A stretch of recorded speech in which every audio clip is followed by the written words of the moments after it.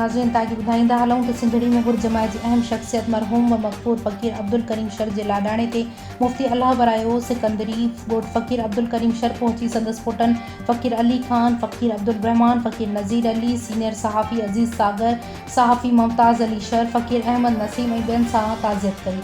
ताज़ियत खां पोइ मुफ़्ती अल्लाह बरायो सिकंदरी जी सदारत में सिकंदरी सुन्नी इस्लाही प्रोग्राम तहत जामिया मस्जिद राशिदिया फ़क़ीर ॻोठ फ़क़ीर अब्दुल करीम शर में पिणु हिकु गॾिजाणी थी। इन मौक़े ते मुफ़्ती अल्लाह बरायो सिकंदरी ख़िताब कंदे चयो त अल्लाह ताला जे ज़िक्र सां सुकून मिले थो। क़ादरी तरीक़े जो ज़िक्र पाबंदी सां करणु घुरिजे। हिन वधीक चयो त असांजे प्यारे नबी करीम सल्लल्लाहु अलैहि वसल्लम जे मथां दुरूद सलाम ऐं शरीयत जी पाबंदी करणु घुरिजे। ऐं हज़रत पीर साईं रोज़े धणी अक़दस सरहुल अज़ीज़ जे फैज़ान खे आम करण लाइ सिकंदरी इस्लाही प्रोग्राम जारी आहे।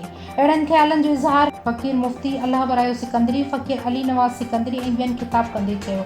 इन मौक़े ते साणस गॾु फ़क़ीर हाजी अब्दुल गनी पहिहार, फ़क़ीर अब्दुल हफ़ीज़ पहिहार, कारी फ़क़ीर मोहम्मद यूनिस दर्स ऐं ॿिया गॾु हुआ। इन मौक़े ते आला हज़रत पीर साईं पागारा आलम इस्लाम ऐं उम्मत मुस्लिमा जे लाइ ख़ुसूसी दुआऊं घुरियूं वयूं।